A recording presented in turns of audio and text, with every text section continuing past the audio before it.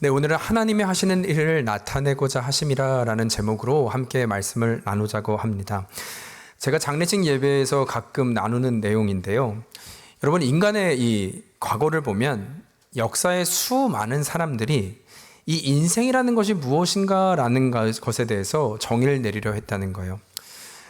그런데 이 인생을 정의하다 보니까 결코 빠질 수가 없는 것이 바로 이 죽음이라고 하는 것에 대한 부분이었습니다.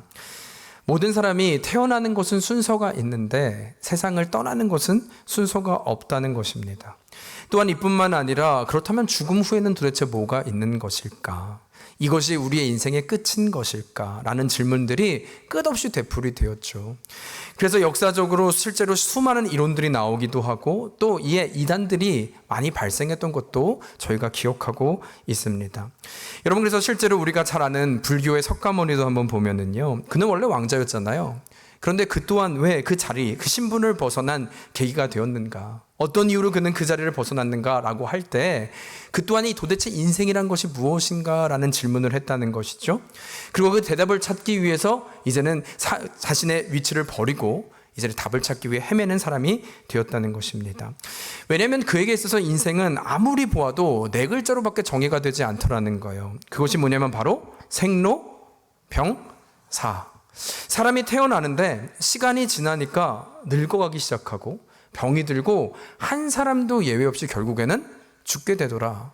이것이 인생이지 않은가라는 질문을 하게 된 것입니다. 그렇다면 이런 질문 가운데 도대체 태어난다는 것은 어떤 의미고, 또 그러면 부모는 이런 자녀를 왜 낳게 되는 것이고, 아니면 어차피 죽기로 작정했는데 우리는 작정을 해서 가고 있는데 그렇다면 우리는 죽게 되어 있는데 왜 태어나는 것일까? 이런 질문들을 하게 되는 것이죠. 그러던 어느 날 이 자연을 보게 되었는데요. 이 자연 가운데 한창 푸르고 청정한 그곳에 한 꽃이 하나 있었다 그래요. 그런데 이 꽃을 바라보는 순간 살아있구나 느꼈는데 조금 시간이 지나니까 꽃이 시들고 죽어있는 모습이 보이는 것이죠. 그래서 죽었구나라고 고백했는데 이제는 또 계절이 지나니까 어떻게 했어요? 그 꽃이 다시 살아나는 거예요. 다시 생명이 나더라는 것입니다. 근데 그가 그것을 보면서 이것이 인생이구나, 이것이 사람이구나, 마찬가지구나 라는 결론에 정의에 이르게 된 것인데, 그래서 이것을 무슨 사상이라 그래요? 윤회사상이라 그러는 거죠. 돌고 돌고 도는 것. 결국 이 사상을 보면 지금 눈에 보이는 것이 있지만 이게 있어도 있는 것이 아닌 것은, 있어도 없다 말할 수 있는 것은 지금 있지만 언젠가는 또 사라질 거기 때문에, 그래서 또 이 사상에 의하면 지금 없다고 할지라도 이것을 없다고 할 수 없는 것은 또 언제 다시 살아날 수 있는 것이기에, 여러분 결국 뭘 말하고 있는 것이냐면요, 헷갈리는 거예요. 잘 모르겠다는 거예요. 여러분, 사실 이것이 정확한 것은, 잘 모르겠다고 하는 것이 정직한 것은, 사실 이 불교라고 하는 것 자체도 최고의 철학이거든요. 철학이란 인간이 만들 수 있는 최고의 학문인 거예요. 그 모습으로 봤을 때 이런 것 같다. 여러분 표정 보니까 불교라는데 왜 여러분의 은혜 받는 표정이 보이죠? 그러면 안 되는데. 예. 근데 인간적으로 생각할 때 그것이 맞는구나, 긍정되는 그것. 그러나 이것이 의미하는 것은 우리들이 아무리 추측해봤자 그냥 하나의 학문에 불과하다라는 것입니다. 그럴 수밖에 없는 것이, 이 모든 것의 답은 사실은 창조주만이 알 수 있기 때문이죠. 그 어떤 인간이 아무리 똑똑하다 할지라도 이 죽음 너머의 삶을 정확히 알 수 있겠습니까? 따라서 그렇다면 누구만이 인생의 답을 가져다 줄 수 있는가라고 할 때 우리에게는 답이 있잖아요. 창세기 1장 1절에 뭐라고 말씀하십니까? 태초에 하나님이 천지를 창조하시느니라. 다시 말하면 하나님께서 이 태초에 온 우주를 만드신 그분만이 이 인생의 답을 알고 계신다라고 우리에게 하나님의 말씀을 통해 전달하고 있다는 것입니다. 그분이 그렇다면 인생에 대해서 뭐라고 말씀하십니까? 이 죽음에 대해서 뭐라고 말씀하십니까? 죽고 나면 끝나는 것인가? 라고 할 때 그렇지 않다. 영생, 영원한 생명이 있다. 그리고 그 영원한 생명은 오직 예수 그리스도만을 통하여 들어갈 수 있다. 가능하다라고 정확히 하나님의 말씀이 우리에게 전달되고 있다는 것입니다.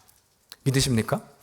우리가 그 신앙으로 있는 거예요. 주님만이 유일한 길이요 진리요 생명이십니다. 그것을 이 말씀에 하나님, 창조주 하나님이 정확하게 기록하고 있다는 것이죠.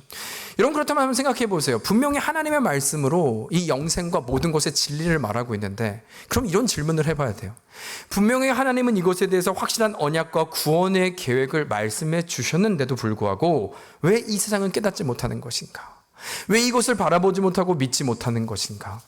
여러분, 이에 저희가 오늘 요한복음을 나누고 있잖아요. 요한복음을 보면요, 반복적으로 좀 등장하는 단어가 있는데 이것이 바로 빛 그리고 어둠이라는 단어입니다. 빛과 어둠을 계속해서 사용해요.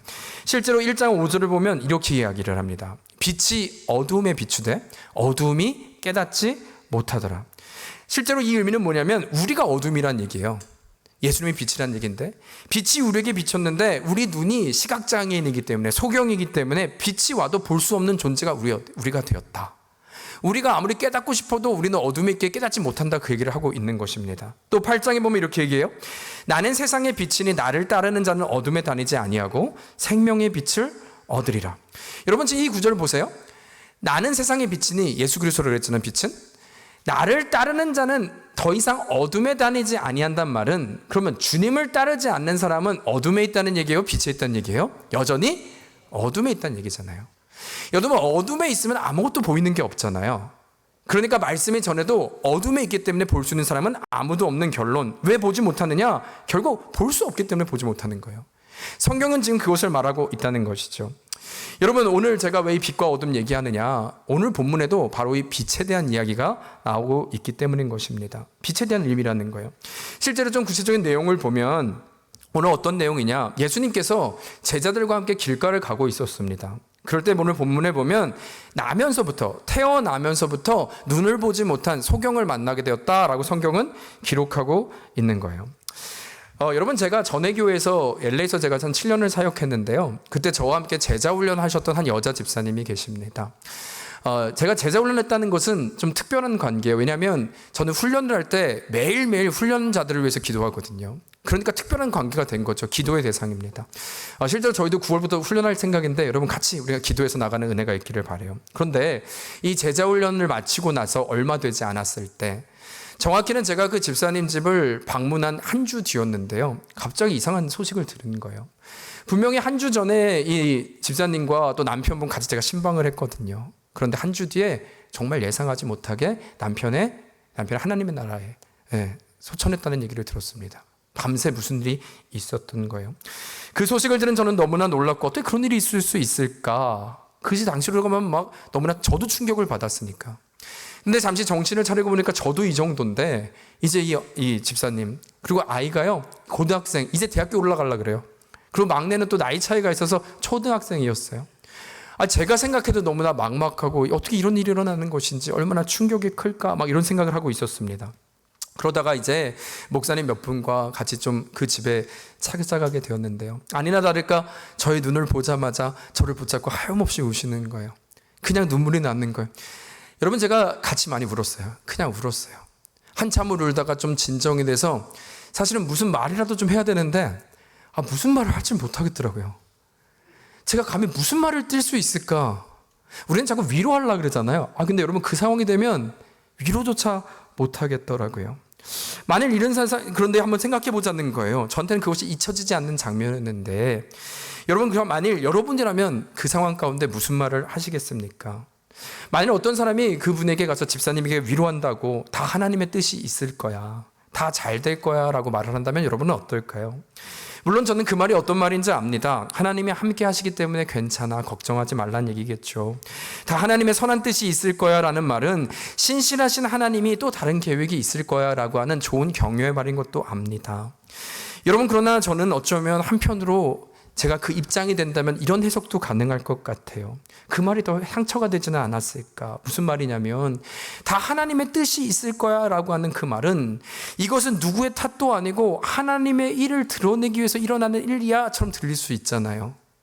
그냥 이렇게 일어나는 것은 이때를 위한 것이야, 하나님을 위한 것이야 라고 하는, 그냥 우리가 좋은 말로 그냥 덮을 수 있는 말, 어쩌면 그 말이 더 상처가 될 수 있는 말이지 않을까 하는 것입니다. 여러분, 저는 만약 그런 의미에서 제가 하나님을 생각했을 때, 제가 만일 믿는 하나님이 그런 분이시라면, 그러니까 나에게 그토록 어려운 일과 힘든 일이 다 하나님의 일을 드러내고자 나를 수단으로 삼는 분이라면, 여러분, 저는 그 하나님을 사랑할 수 없을 것 같아요. 단지 하나님이 이루고자 하는 목적을 위해 수단과 방법을 가리지 않고 내 상황을 이용하시는 분이라면, 이게 하나님의 때를 위한 거고 이 때를 위한 거라 말씀하신다면, 저는 그 하나님과 가까이 할 수 없을 것 같아요. 여러분은 어떠십니까? 서운하고 저는 화가 날 것 같다는 것입니다. 그런데 오늘 본문의 상황을 보면 그런 소경이 등장하더라는 거예요. 왜냐하면 길가를 지나가는데 제자 한 명이 묻습니다. 주님, 저기 있는 소경은 부모로부터 온 죄 때문입니까? 아니면 이 사람의 죄 때문에 저런 장애인이 된 것입니까?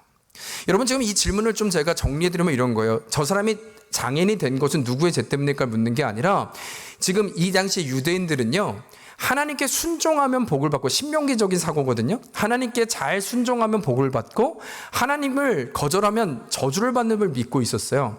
그래서 유대인들은 이 사람들이 장애를 받는다고 할 때 선입관이 뭐냐면, 이 친구는 저주받는, 하나님께 뭔가 잘못한 사람이기에 죄의 대가로 장애를 갖고 있다고 믿고 있는 거예요. 그런데 제자가 지금 묻고 있는 건, 그래서 그걸 묻는 게 아니라, 거기까지는 이해하겠는데, 그러니까 선입견을 갖고 걔가 죄 때문에 이렇게 된 건 알겠는데, 그런데 생각해 보니까 나면서부터 장애가 됐다는 것은, 후천적으로 장애가 된 것은 저 사람의 죄 때문인 건 알겠는데, 태어날 때부터 장애가 됐다는 것은 저 부모의 죄 때문에 장애가 된 거예요? 아니면 이 사람의 죄 때문인 거예요? 라고 질문을 하고 있는 것이죠. 여러분, 그런데 이에 우리 주님이 대답하시는 거예요. 조금 전 제가 나눴던 거예요. 이것은 누구의 죄 때문이 아니라, 부모나 이 친구의 죄 때문이 아니라 바로 하나님의 하시는 일을 드러내고자 하기 위함이라. 죄가 아니라 이때를 위함이다라고 말을 하고 있는 것입니다. 여러분, 제가 말씀드린 그것과 굉장히 유사하고 또 그런 같은 심경의 마음을 들 수 있는 오해의 말이라 저는 생각이 듭니다. 만일 제가 가진 관점으로 이 소경이었다면 여러분, 그 말을 들었을 때 어땠을까요? 저라면 쉽지 않았을 것 같아요. 차라리 예수님이 말씀하실 때 너의 죄 때문에 이렇게 된 거야, 너의 문제 때문에 이렇게 된 거야 라고 말하면 저는 수긍할 수 있을 것 같아요. 아, 내 업보구나, 나에게 죄가 있어서 이렇게 된 거구나, 어쩌겠어, 이럴 수밖에 없는 것이지. 그런데 예수님이 말씀하시기에 내 죄 때문이 아니라 하나님의 일 때문에 내가 지금 태어날 때부터 이랬다는 거예요. 하나님이 이때를 위해서 나에게 이렇게 억울한 상황을 가져다 주셨다는 것입니다. 여러분은 어떤 질문이 가능하겠어요? 도대체 하나님이란 분이 누구시기에, 그분의 일이 도대체 무엇이기에 나를 태어날 때부터 보지 못하도록 하는 자가 되게 하셔서 이 세월을 보내게 하신 것인가?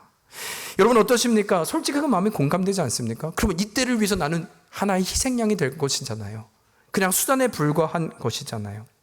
여러분은 어떻게 생각하냐는 거예요. 여러분, 그렇다면 우리 주님은 정말 어떤 의도로 이 말씀을 하신 것일까요? 정말 수단과 방법을 가리지 않고 주가 행하실 일을 하기 위해서 이 형제를 그저 하나의 도구로 사용하고 있는 것일까? 여러분, 그러나 우리가 그 3절을 한번 다시 보죠. 주님이 말씀하신 것을 다시 보죠. 이렇게 이야기를 하는데요. 3절 한번 같이 읽을까요? 시작. 예수께서 대답하시되 이 사람이나 그 부모가 죄를 범한 것이 아니라 그에게서 하나님이 하시는 일을 나타내고자 하심이라. 여러분, 지금 이것이 제가 말한 그 구절이잖아요. 그러나 여기서 우리가 관심을 가져야 되는 건, 그렇다면 하나님이 하시는 일이 무엇인지를 알아야 이것은 풀리는 거예요. 우리가 생각하는 하나님 때문에 도구된 것이 아니라 도대체 하나님 일이 뭔데를 우리는 질문해야 되는데, 이 질문의 답은 바로 5절에 있습니다. 5절 한번 같이 읽어볼까요? 시작. 내가 세상에 있는 동안에는 세상의 빛이니라.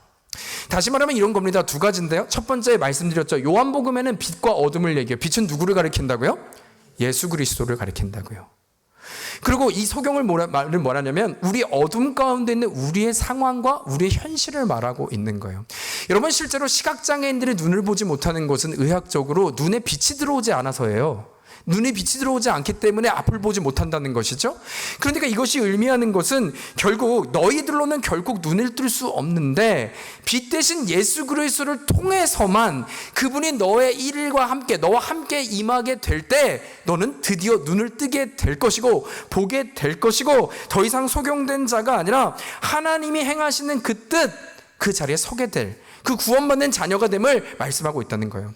그래서 하나님의 일은 정확히 무엇이냐? 이 모든 것을 이루시는 하나님을 깨닫게 하고 알게 하는 것이 하나님. 이 형제를 단지 육체적인 눈이 아니라 구원의 자리까지 이르게 하는 하나님의 목적과 이유를 말씀하고 계시다는 것입니다. 그것이 바로 주님께서 오신 목적이라는 것이죠.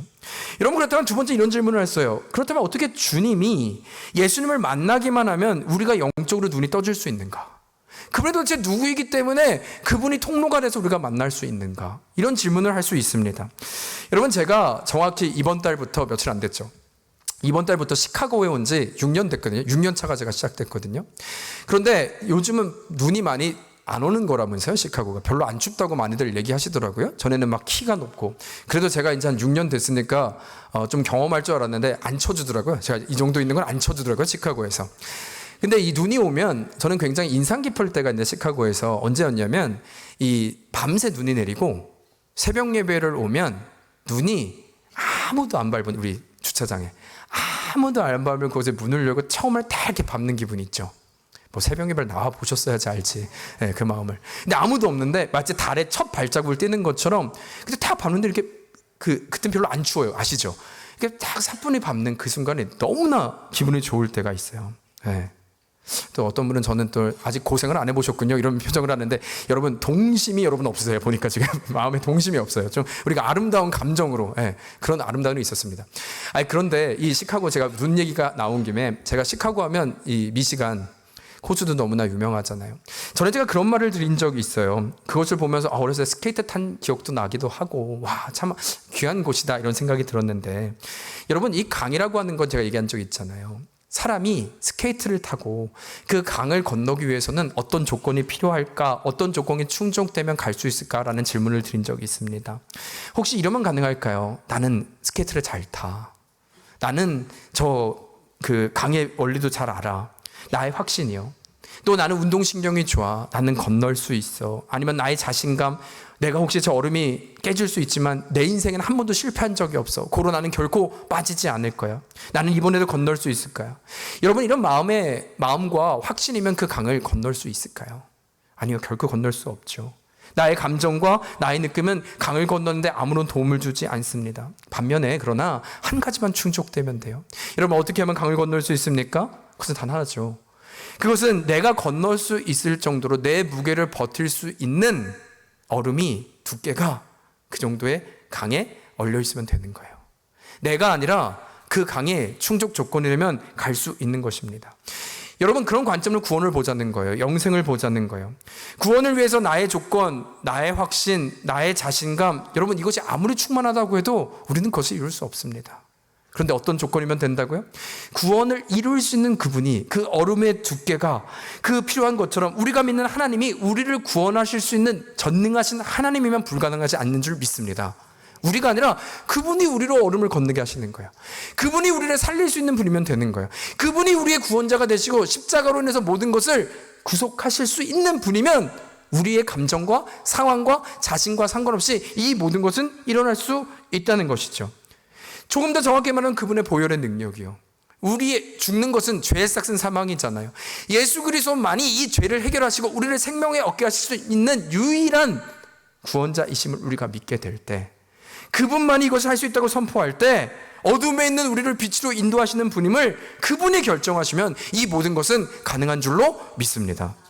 여러분, 이게 복음이에요. 우리가 아니라 그분이 하실 수 있는 것. 따라서 지금 이것을 우리는, 이 말씀을 통해서 우리는 무엇을 보느냐, 이 소경된 자를 통해서 우리가 보는 것은 그것이 누구의 죄입니까? 그것은 우리 주님 관심 없어요. 그것이 아니라 하나님의 때를 말하기 위함이다. 너희가 무엇으로 구원되는지, 너희가 무엇으로 말미암아 다시 새롭게 어둠에서 빛으로 가는지 우리 주님은 이 교훈을 주기 위해서 말씀을 주고 있는 거예요. 기적이 아니라 이 우리의 구원론, 내가 누구인지를 알려주시기 위해서 이 말씀을 하시고 실제로 실로암에 가서 씻고 낫게 하는 역사를 보게 하는 것이죠. 여러분, 따라서 이 시간 우리가 좀 주목해야 되는 것은, 다시 한번 정리합니다. 기적이 아니에요. 이렇게 하면 눈이 떠지는구나, 방법론이 아닙니다. 그러나 죄로 인해 아무리 보고 싶어도 볼 수 없는 어둠인 우리들, 그러나 예수 그리스도 통해서 다시 보게 하시는 하나님의 일, 주님만이 이 모든 것을 이루게 하시는 분이십니다 라고 하는 이 신앙의 고백 앞에, 그건 은혜죠. 하나님이 보여주셔야 보는 거니까 그 은혜를 고백하십니까? 우리 안에 있습니까? 그렇다면 그 주님을 바라봄으로 예배하는 여러분과 제가 되기를 주의 이름으로 축원합니다. 여러분, 그런데 두 번째로 좀 보면요, 오늘 한 가지 더 보면, 이제 이 주님께서 소경의 눈을 뜨게 하시는데요. 6, 7절이에요. 6, 7절에 어떤 일이었나 한번 볼까요? 함께 읽겠습니다. 시작. 이 말씀을 하시고 이르시되 실로암 못에 가서 씻으라 하시니, 실로암은 번역하면 보냄을 받았다는 뜻이라 이에 가서 씻고 밝은 눈으로 왔더라. 여러분, 지금 이 6, 7절을 보면 이제 눈을 뜨게 하는 장면이죠. 우리가 너무나 유명한 장면이죠. 그러나 여러분, 한번 질문해 보셨으면 좋겠어요. 왜 하필 다른 방법도 많은데, 또 말씀으로도 우리 주님 많이 고치셨거든요. 그런데 왜 굳이 모든 말씀으로도 눈을 뜨게 하실 수 있는 분이 침을 뱉고 진흙을 이겨 그의 눈에 바르고 실로암까지 가서 낫게 하신 것일까라는 질문을 해봐야 됩니다. 여러분, 조금 그렇지만 좀 상상을 돕기 위해서 말씀드릴게요. 여러분, 생각해 보세요. 흙이잖아요. 그것을 이겨서 눈에 붙일 정도의 침의 양이라면 붙어야 되잖아요. 눈에 한 번 뱉은 걸로 안 되죠. 걸쭉해야죠. 네, 한번 상상되십니까? 네. 여러분, 그걸 눈에 붙여야 된다니까요. 흙을 그냥 이렇게 눈에만 다 떨어져요. 그러면 이 말은 지금 이 소경 눈앞에 보이지 않는 어떤 사람이 오더니 침을 걸쭉하게, 네, 거기까지 하겠습니다. 하여튼 그런 거예요. 깨끗한 상황이 아니에요. 지금 이 장면이 상상이 되세요? 그러더니 주님께서 말씀하시는 것이 실로암까지 가서 또 씻으라 그래요. 여러분, 이 장면이 이해가 되냐는 거예요. 말씀드린 대로 소경이었다면 얼굴도 보이지 않는 이분이 침 뱉는 소리가 나더니 이번에는 자기한테 허락도 하지 않고 그 진흙을 눈에 막 붙이기 시작하는 거예요. 여러분, 불쾌하지 않았을까요? 장애인이라고 이렇게 해도 되는 것입니까? 인권이 없어도 이렇게까지 가도 되는 것입니까? 어떤 마음이 들었을까요? 또 누가 나를 가지고 장난하는구나. 또 내 자존심을 무너뜨리는구나. 나는 또 여기서 바보 취급을 당하고 놀림감이 되는구나. 비굴함도 느끼고 자존심도 상하고, 아니면 이건 해도 너무한 것 아닌가. 내 인생 가운데 이 정도의 모욕은 없었는데. 여러분, 충분히 가능한 상황이지 않습니까? 여러분, 어떤 주석가들은 이렇게 해석해요. 하나님, 예수님께서 이렇게까지 하신 이유는 이런 기묘한 방법을 통해서 이 도구를 삼아 말씀하신 것은 그의, 하나님은 모든 물질을 도구 삼아 하실 수 있는 전능하신 하나님을 드러내시기 위함이라고 해석을 하는 분도 있더라고요. 아니면 또 다른 신학자는 아니, 이것이야말로 더 극적인 감동을 주기 위해서 그러신 것이다 라고 해석한 분도 있었습니다. 여러분, 그러나 그럼에도 불구하고 저는 좀 다른 생각을 해요. 아니, 말씀으로 하셔도 더 감동돼요. 그러셔도 괜찮은 분이었어요. 또 눈이 낫는 게 목적이지 무슨 감동을 줘서 뭐합니까? 사람이 살아나는 것인데 그것으로도 충분하잖아요. 여러분, 그렇다면 왜 우리 주님은 아니 도대체 무엇을 말씀하시기 위해서 지금 이 상황을 허락하신 것일까요?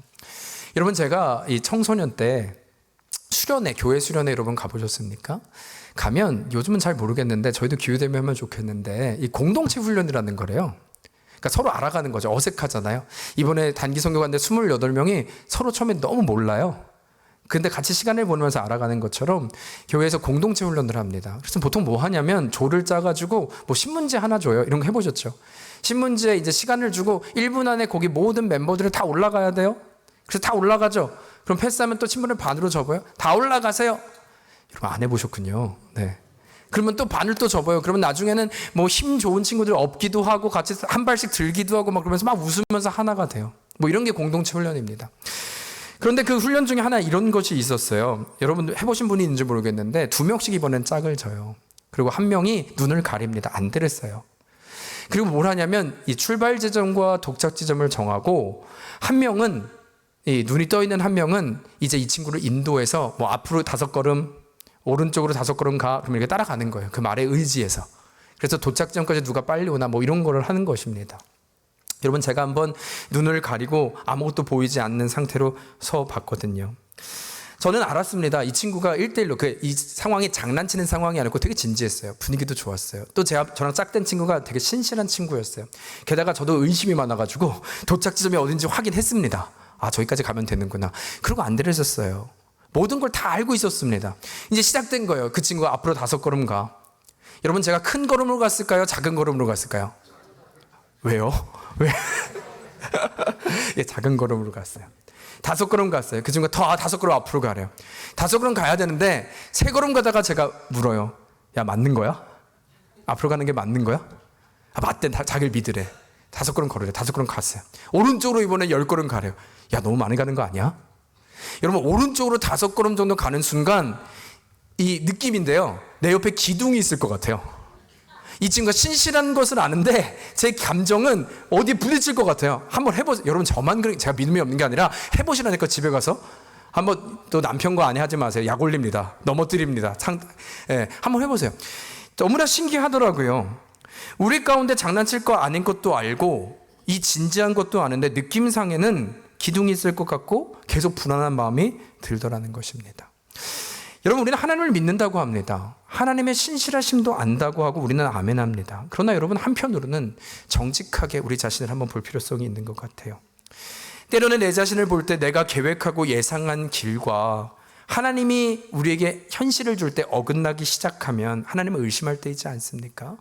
5걸음 가라고 하는데 이게 맞아요? 난 멈춰서 버리는 일 없냐는 거예요. 또 하나님은 나를 사랑하시니까 내가 기도한 대로 다 이루어 주겠지, 설마 아니겠어? 라고 할 때 응답하시지 않으면, 또 그런 안 할 것 같은 착각이 들면 하나님을 신뢰하지 않습니다. 저는 어쩌면 지금 이 흙을 바르고 있는 이 친구의 상황이 바로 그런 장면이 아닐까 하는 거예요. 우리에게 묻고 있는 것이죠.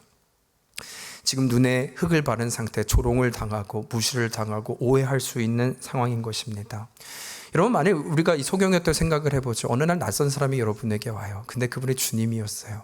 주님이 앞에서 걸쭉하게 소리를 내더니 여러분들의 눈에 바릅니다.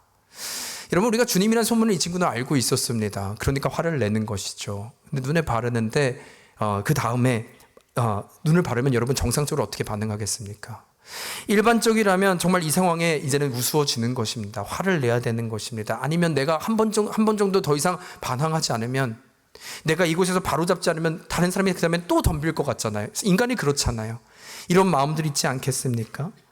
게다가 이제 마지막에 보니까 주님께서는 그 눈을 다 끝난 다음에 이제 됐다로 말씀하신 게 아니라 그 눈으로 안대를 쓰고 저기 실로암까지 가서 씻으라고 하세요. 여러분, 도대체 이것은 무엇을 말씀하시는 것일까요? 이제 우스워지는 것입니다. 걸어가는 동안은 어떨까요? 세상 사람들이 다 쳐다보고 있는 것이잖아요. 이것이야말로 구경거리가 되는 것이잖아요. 여러분, 그때 우리에게 묻는 거예요. 이 주님을 아는 우리들의 자세를 묻는 거예요. 이 흙을 덮고 실로암까지 가라고 하는 우리 주님을 알지 않습니까? 세상이 아니라 그리스도인 우리들에게 물을 때 내가 눈에 흙을 바르고 실로암으로 가라고 한다면 우리들의 반응은 어때? 너는 뭐라고 대답할까를 묻고 있는 것이다 생각하는 것입니다. 여러분, 그때 우리는 어떤 대답을 해야 될까요? 그리스도는 누구일까요? 저는 압니다. 여러분, 쉽지 않아요. 쉽지 않아요. 아무나 할 수 있는 것도 아닙니다. 자존심을 버려야 되기 때문이죠. 이해되지 않기 때문이죠. 또 그것이 언제 있을지, 실로암이 정말 있을지도 우리는 모르기 때문이죠. 또 간다고 할지라도 씻으면 정말 해결될 것인가, 이게 맞는 것인가, 아니면 또 얼마나 나는 비웃음을 당할 수 있는 사람인가, 수많은 오해와 착각과 두려움이 있지 않았겠습니까?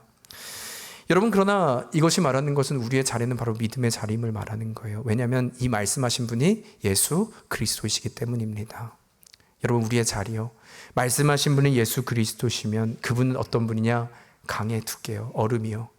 우리는 이해할 수 없고 우리는 내 자신을 믿을 수 없지만 그분은 구원자가 되시고 그분이 말씀하시면 이루어지는 분이심을 우리가 믿을 때, 믿음이라고 하면 그분이 말씀하신 그 자리로 나아가는 것, 그것이 바로 우리의 자리임을 말씀하고 있는 것입니다. 말씀드린 것처럼 여러분, 우리 가운데 이 지금 이 말씀은 어떤 순종하면 눈을 뜨게 될 것이다, 그 말씀을 드리는 게 아니에요. 우리가 그렇게 말씀하면 기적이 일어날 것이다, 그 말씀을 드리는 것도 아닙니다. 그러나 우리 사도행전을 나누고 있었잖아요. 여러분, 베드로요, 제자들이요, 다 도망갔던 이들이지 않습니까? 그게 현실인 거예요. 너희들 가운데 흙을 바르니까 십자가 앞에 죽음을 당하게 되니까 의심이 들고 앞으로 가면 나를 죽이는 기둥이 있을 것 같으니까 다 도망갔잖아요. 그런데 놀라운 것은 이들이 성령을 받자 달라집니다. 그렇죠? 그리고 한 명도 남김없이 다 주의 순종의 길에 순교까지 가게 돼요. 이것이 어떻게 가능하냐고요? 그 이유는 나에게 성령을 약속하시고 나에게 하나님 나라를 보여주시고 이 모든 것을 완성하실 분이 나의 사랑하는 예수 그리스도, 길이요 진리요 생명 되신 그분이 말씀하셨기에 이들은 이제 확신으로 죽음도 두려워하지 않는 그 자리로 나아가게 되었다는 것입니다. 여러분, 이를 위해서 우리에게 성령을 주셨어요. 그래서 그 제자들처럼 우리도 가게 되었음을 기억해야 된다는 것입니다. 여러분, 그렇다면 이 시간 우리에게 묻습니다. 우리의 자리는 무엇일까요? 아니, 주님께 순종한다는 것은 무엇일까요? 어쩌면 주님의 순종하는 길은요, 말씀드린 대로 참 좋았으면 좋겠는데 여러분, 어쩌면 우스워질 수도 있어요. 왜냐면 내 눈에 흙을 발라야 되거든요.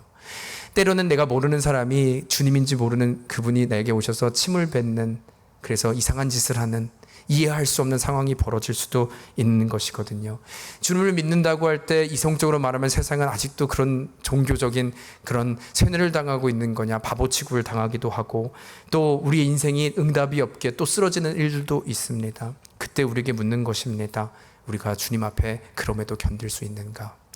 여러분, 저는 그런 마음으로 믿음이란 정의를 몇 번 반복하지만 이렇게 생각해요. 여러분, 믿음은 어떤 나에게 응답을 받는 능력이 아니에요. 내가 믿음이 좋아서 응답을 받고 믿음이 안 좋아서 응답을 못 받는 게 아닙니다. 그랬다면 한 명의 제자도 예외 없이 다 잘 됐어요. 저 가장 부자가 됐어요. 저 제자들은. 그러나 그 끝은 다 순교였다면 뭔가 다른 얘기를 하는 것 아닐까요?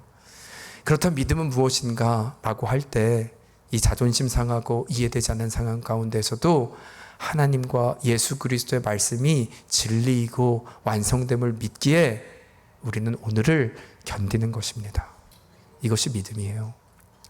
우리가 보이지 않아도 하나님의 신실하신 말씀, 우리 말씀을 시작하면서 나눴죠. 태초에 하나님이 천지를 창조하시느니라.